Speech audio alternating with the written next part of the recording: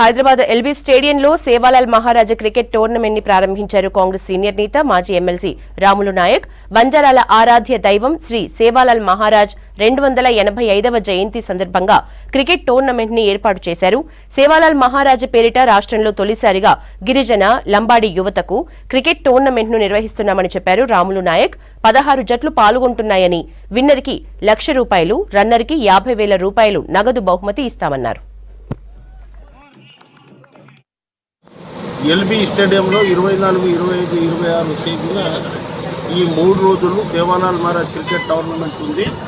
ఇందులో 16 టీవీలు అన్ని జిల్లాలకి సెలెక్ట్ చేయడం జరిగింది. మొదటి బహుమతి ₹1,00,000 విన్నర్కి, రన్నర్కి ₹50,000. 70 సంవత్సరాల తర్వాత ఫస్ట్ టైం ఎల్బీ స్టేడియంలో గిరిజన పిల్లలు, లంబాడి పిల్లలు ఆడడం ఇది మొదటిసారి. ఇవాళ చాలా సంతోషంగా ఉంది.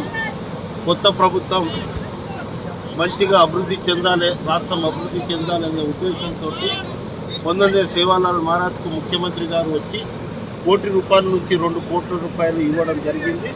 అదేవిధంగా నేను 4-5 క్రీడాకారులను ప్రోత్సహించాలి.